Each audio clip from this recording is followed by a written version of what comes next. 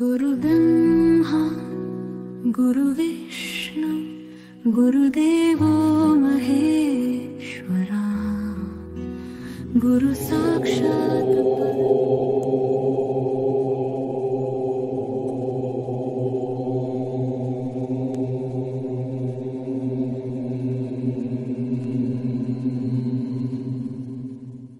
জন্মদাগ কি বলে দিতে পারে পূর্বজন্মে আপনার কিভাবে মৃত্যু হয়েছিল, কিংবা আপনার শরীরে থাকা জন্মদাগ কি আপনার পূর্বজন্ম সংক্রান্ত? চিকিৎসাবিদদের মতে জন্মদাগ নানা কারণে সৃষ্টি হতে পারে, কিন্তু বিশেষ কিছু জন্মদাগ কি পূর্বজন্মের বিশেষ কিছু বার্তা বয়ে নিয়ে আসে আমাদের কাছে? কিছু কি বলতে চায় এই জন্মদাগগুলো তার অতীত জীবন সম্পর্কে? তবে ভাববেন না যে সব জন্মদাগই অতীত জীবনের সঙ্গে অর্থাৎ পূর্বজন্মের সঙ্গে সংযুক্ত। সব ক্ষেত্রে এগুলো হয় না। বিশেষ কিছু ক্ষেত্রে জন্মদাগ, বিশেষ ধরনের জন্মদাগ পূর্বজন্মের সঙ্গে সম্পর্কিত। আমার এই গুরুত্বপূর্ণ আলোচনা আপনাদের নিয়ে যেতে পারে পূর্বজন্মের সঙ্গে যুক্ত কোনো রহস্যময় ঘটনায়, দিতে পারে এক অস্বাভাবিক চমক। দেখতে থাকুন আর আপনাদের সুচিন্তিত মতামত লিখে জানান। জন্মদাগ সৃষ্টির পিছনে যেমন সাধারণ বিজ্ঞানসম্মত কারণ রয়েছে বা তার ব্যাখ্যা রয়েছে চিকিৎসাবিদদের মতে, তেমনি অব্যাখ্যাত অদ্ভুত কিছু জন্মদাগ বিশেষ কিছু মানুষের দেহে দেখা যায়, যার সঠিক বিজ্ঞানসম্মত ব্যাখ্যা পাওয়া যায় না। বরং ওই সমস্ত জন্মদাগ যাদের শরীরে থাকে তাদের একটা অংশ তাদের পূর্বজন্মের কিছু ঘটনাকে স্মরণ করতে পেরেছে, আর যার সঙ্গে অদ্ভুত মিল রয়ে গেছে শরীরে থাকা জন্মদাগের। জন্মদাগ হতে পারে নানা আকারের, নানা রঙের। কিছু জন্মদাগ নির্দিষ্ট সময় পর মিলিয়ে যেতে পারে, কিছু থেকে যেতে পারে আজীবন। কিছু জন্মদাগ আবার ক্ষতিকারকও হতে পারে, ডেকে আনতে পারে ত্বকের ক্যান্সার। তবে বেশিরভাগ মানুষের শরীরে থাকা নানা আকারের, নানা রঙের জন্মদাগের পিছনে থাকে কেবলই সাধারণ কারণ, থাকে না পূর্বজন্মের কোনো ঘটনার লিঙ্ক। আর যাদের পূর্বজন্মের সঙ্গে এই জন্মের কোনো একটা সম্পর্ক থাকে তাদের শরীরে থাকে রহস্যময় কিছু জন্মদাগ, যা প্রায় দুর্লভ। আর এই জন্মদাগ নিয়ে জ্যোতিষীরা তাদের মতো ব্যাখ্যা দিয়েছেন, কিন্তু আমি সেগুলো আলোচনার মধ্যে রাখতে চাইছি না। আমি এই আলোচনাটা করব পূর্বজন্মের সঙ্গে যুক্ত জন্মদাগ নিয়েই। এই জন্মে শরীরের কোথায় কোন জন্মদাগ রয়েছে বা তার ব্যাখ্যা কী, সেগুলো নিয়ে বিস্তারিত যাচ্ছি না। কিন্তু জ্যোতিষীরা কয়েকটি ক্ষেত্রে কি বলেছেন আপনাদের জানিয়ে রাখি। তবে এই মত কিন্তু আমার ব্যক্তিগত নয়, জ্যোতিষীদের মত। দেখুন, জন্মের সময় মানুষের শরীরে নানা আকারের, নানা রঙের দাগ তৈরি হয়। বেশিরভাগই বয়স বাড়ার সঙ্গে সঙ্গে মিলিয়ে যায়, আবার কিছু জন্মদাগ স্থায়ীভাবে থেকে যায়। চিকিৎসাবিদদের মতে দু ধরনের জন্মচিহ্ন থাকে। একটাকে বলা হয় ভ্যাসকুলার জন্মচিহ্ন বা বার্থমার্ক, আর অন্যটিকে বলা হয় পিগমেন্টেড জন্মচিহ্ন। বিজ্ঞানীরা বলছেন যে ভ্যাসকুলার জন্মচিহ্নগুলি রক্তনালী দিয়ে তৈরি। মূলত ভ্রূণের বিকাশের সময় রক্তনালীগুলির বিকাশ ঠিকমতো না হলে এই ধরনের জন্মদাগ তৈরি হয়, আর এগুলো জন্মের সময়ও থাকতে পারে বা পরেও তৈরি হতে পারে। আর পিগমেন্টেড জন্মচিহ্ন বা জন্মদাগ এগুলো মেলানোসাইট কোষের একটা গ্রুপ। এর রং ত্বকের রং থেকে একেবারে আলাদা, হতে পারে বাদামি, কালো, গোলাপি, লাল কিংবা নীল রঙেরও। দেখুন, বিজ্ঞানীরা বলছেন সকলের মধ্যে জন্মচিহ্ন থাকে না, আর জন্মচিহ্ন খুবই সাধারণ একটা ব্যাপার। তবে বিজ্ঞানীদের ধারণা বিশ্বের সমস্ত শিশুর প্রায় 10% দেহে দেখা যায় হেমেনজিমা নামে বিশেষ একটি জন্মচিহ্ন। আরেকটা কথা বলার আছে, যাদের শরীরে পিগমেন্টেড জন্মচিহ্ন থাকে তাদের জন্মচিহ্নগুলো বয়স বাড়ার সঙ্গে সঙ্গে আকারেও বাড়তে পারে, রঙের পরিবর্তনও ঘটতে পারে। বিশেষ করে সূর্যের আলোর স্পর্শে বা নানা কারণে যদি হরমোনের পরিবর্তন হয় সেই ক্ষেত্রেও হতে পারে। শরীরে জন্মচিহ্নের অবস্থান নিয়ে এবার বলি জ্যোতিষীরা কি কি ইঙ্গিত দিয়েছেন। দুই একটা কথা বলছি, কারণ এগুলো আমার মত নয়। এ ব্যাপারে আমি বিস্তারিত বলতেও পারবো না। জ্যোতিষীরা বলেছেন, কারো ঠোঁটে যদি জন্মচিহ্ন থাকে তাহলে সে সুবক্তা হতে পারে, কপালে থাকলে তা সৌভাগ্যের লক্ষণ, ডান গালের উপর জন্মচিহ্ন থাকলে সে প্রভাবশালী নেতা হতে পারে, আর মহিলাদের ডান গালে জন্মচিহ্ন থাকলে তারা সুখী বিবাহিত জীবন লাভ করে। বাঁ গালে থাকলে অশান্তি আসে মহিলাদের ক্ষেত্রে। এসব নানা লক্ষণের কথা জ্যোতিষীরা বলে থাকেন, এটা তাদের ব্যাপার, আমার নয়, শুধুমাত্র উল্লেখ করে গেলাম। কেউ কেউ মনে করেন জন্মচিহ্নগুলোর সঙ্গে পূর্বজন্মের সম্পর্ক রয়েছে, জন্মচিহ্নগুলোর সঙ্গে যুক্ত রয়েছে অতীত জন্মের কিছু ঘটনা বা সেই জন্মের কিছু পারিবারিক ইতিহাস। তাদের মতে প্রতিটি জন্মচিহ্নের পিছনে একটা গল্প থাকে, অতীত জীবনের গল্প। আবার কেউ কেউ মনে করেন জন্মচিহ্নগুলো সুরক্ষা ব্যাজের মতো, এটা একটা প্রতীক হিসাবে কাজ করে, আর প্রতিটি প্রতীক পূর্বপুরুষদের সঙ্গে যুক্ত থাকে, মানুষের জীবনপথকে তারাই সুরক্ষিত রাখেন। আমরা অধ্যাত্মবাদীরা মনে করি সব নয়, বিশেষ কিছু মানুষের শরীরে থাকা বিশেষ আকৃতির অদ্ভুত কিছু জন্মদাগ, এর সঙ্গে পূর্বজন্মের একটা সম্পর্ক থাকে। আর কি সম্পর্ক? পূর্বজন্মে কিভাবে তার মৃত্যু হয়েছিল, এই সম্পর্কটাই সবচেয়ে বেশি দেখা যায়।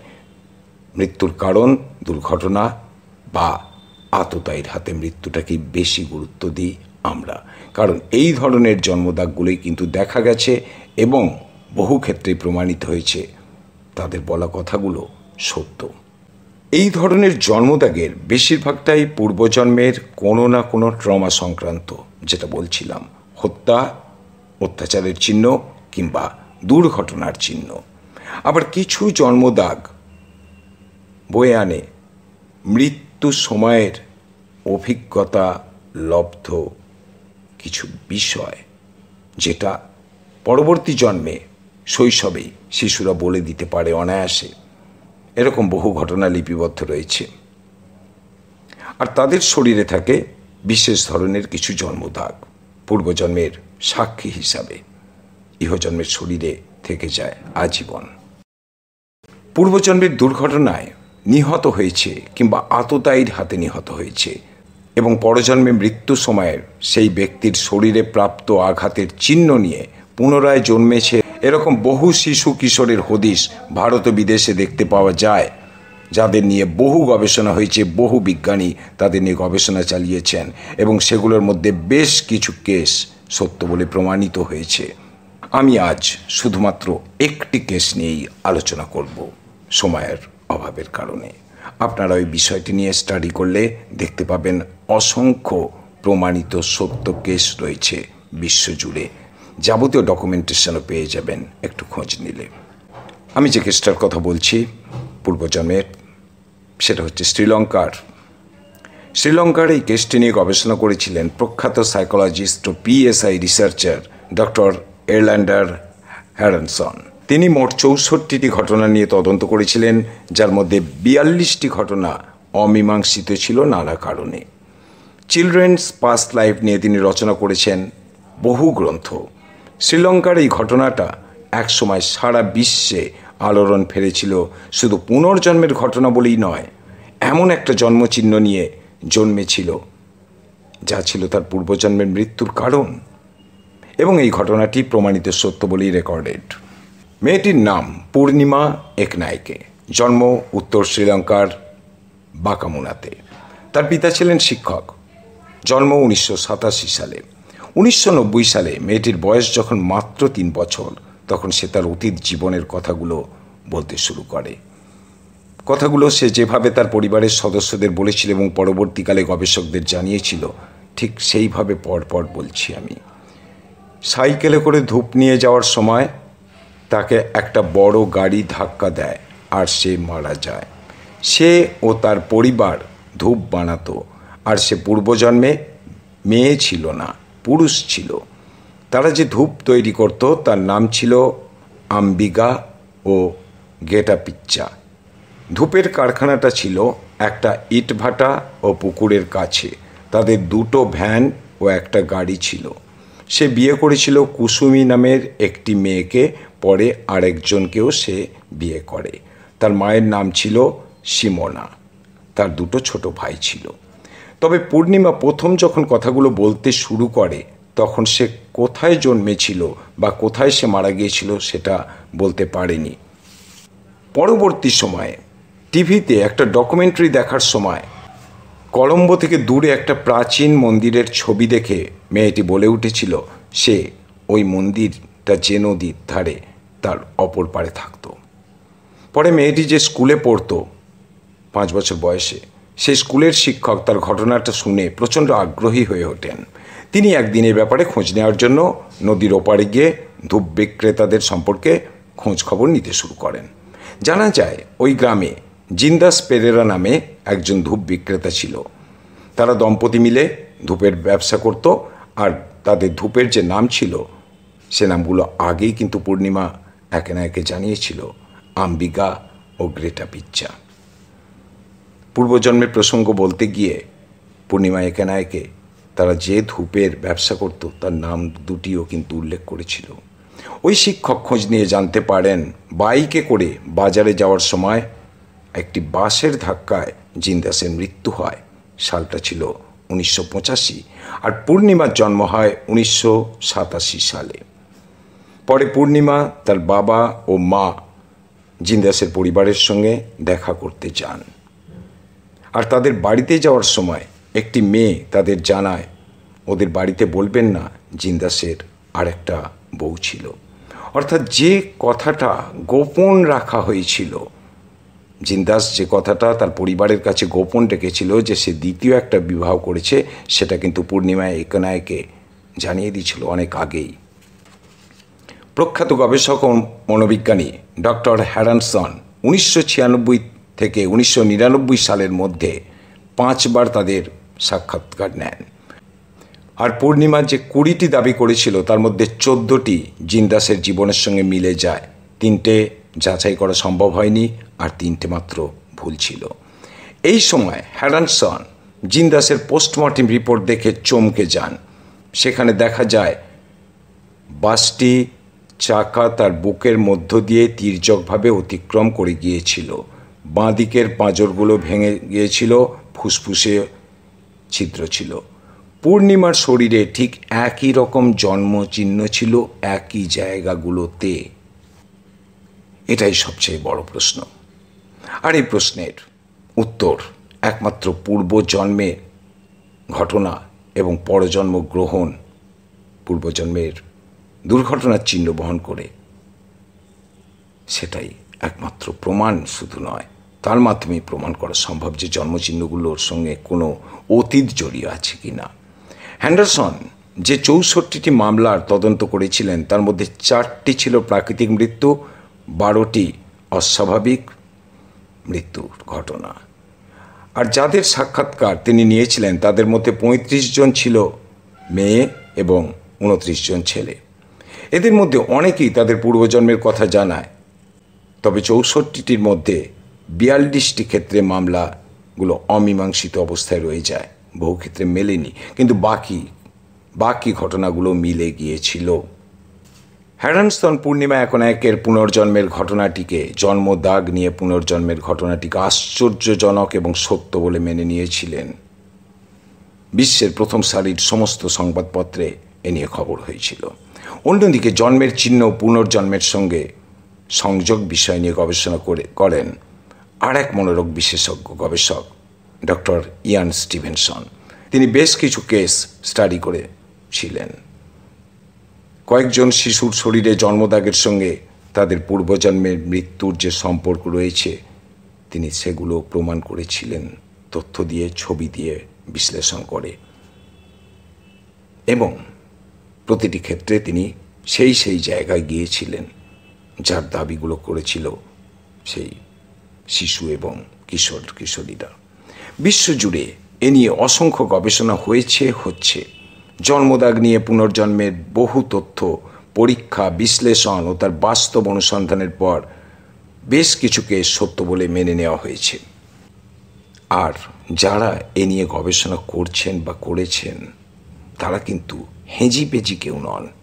তারা প্রত্যেকে বিশ্বখ্যাত এক একজন চিকিৎসাবিদ, মনোরোগবিদ এবং গবেষক যারা জীবনের বহু সময় 25, 30, 40 বছর পর্যন্ত এ নিয়ে গবেষণায় ব্যয় করে চলেছেন এবং করেছেন। জন্মদাগ পূর্বজন্মের দুর্ঘটনা মৃত্যুর সাক্ষ্য বহন করে, তবে সবগুলো নয়। আমরা বিশ্বাস করি বেশ কিছু ক্ষেত্রে মৃত ব্যক্তির আত্মা অতি দ্রুত জন্ম নেয়, আর এই ক্ষেত্রগুলো হলো ভয়ঙ্কর দুর্ঘটনা এবং কারো দ্বারা অর্থাৎ আততায়ীর দ্বারা নিহত হলে। সেই সমস্ত ক্ষেত্রে মৃত্যুর সময় শেষ সময়ের একটা কামনা থেকে যায় প্রতিশোধ স্পৃহাও। সেক্ষেত্রে নিজেদের চেনানোর জন্য নতুন দেহে কিছু পূর্বজন্মের মৃত্যুর চিহ্ন থেকে যায়। যেমনটা হয়েছিল উত্তরপ্রদেশে গুলিতে নিহত এক শিক্ষকের ক্ষেত্রে। সেই শিক্ষক জন্ম নিয়েছিলেন উত্তরপ্রদেশের একটি গ্রামে এবং পরে ধরিয়ে দিয়েছিলেন তার পূর্বজন্মের হত্যাকারীদের। আদালতে এই কেসটি উঠেছিল এবং পুলিশ গ্রেপ্তার করেছিল পূর্বজন্মের সেই আততায়ীদের, 2 জন আততায়ীকে, যারা সেই শিক্ষককে গুলি করে হত্যা করেছিল। এ নিয়ে আমি আলাদা একটি ভিডিও করেছি, তাই এক্ষেত্রে বিস্তারিত বলছি না। মনে রাখবেন, ত্বকে পোড়া চিহ্ন, ত্বকে যদি পোড়া চিহ্ন থাকে, ঠিক পোড়া চিহ্নের মতো দেখতে, সেক্ষেত্রে মনে করা হয় পূর্বজন্মে আগুনে পুড়ে অথবা বিস্ফোরণে কিংবা বন্দুকের গুলির আঘাতে, খুব কাছ থেকে বন্দুকের গুলি লেগে মৃত্যু হলে এই ধরনের চিহ্ন দেখা যায়। আর গুলির ক্ষত, ঠিক বুলেটের ক্ষতর মতো যদি ক্ষত দেখা যায় শরীরে থাকে, যেটা উত্তরপ্রদেশের ওই ছেলেটির ক্ষেত্রে ছিল, মাথার পিছনে বুলেটের একটি দাগ ছিল পরবর্তী জন্মে। আর জানা গিয়েছিল এই শিক্ষককে মাথার পিছনে গুলি করে হত্যা করা হয়েছিল। তার পোস্টমর্টম রিপোর্টও দেখেছেন গবেষকরা। এই গুলির ক্ষত অনেকের থেকে যায় শরীরের। মনে করা হয় আততায়ীর হাতে কিংবা যুদ্ধে এদের মৃত্যু হয়েছিল পূর্বজন্মে।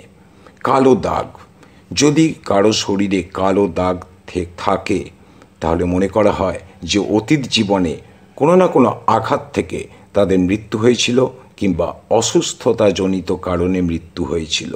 এছাড়া থাকে কামড়ের দাগ। যদি কামড়ের দাগ থাকে শরীরে কোনো জায়গায়, মনে করা হয় পূর্বজন্মে কোনো জন্তুর আক্রমণে তার মৃত্যু হয়।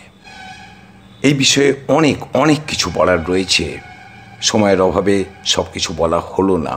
ভবিষ্যতে এই বিষয় নিয়ে আরও আলোচনা করার ইচ্ছা রয়েছে, তবে আজ এই পর্যন্ত। স্পিরিচুয়াল অদৃশ্য জগৎ চ্যানেলের পক্ষ থেকে আপনাদের সকলকে জানাই আমার আন্তরিক শ্রদ্ধা ও ভালোবাসা। ভালো থাকুন, আনন্দে থাকুন। আবার দেখা হবে পরের ভিডিওতে।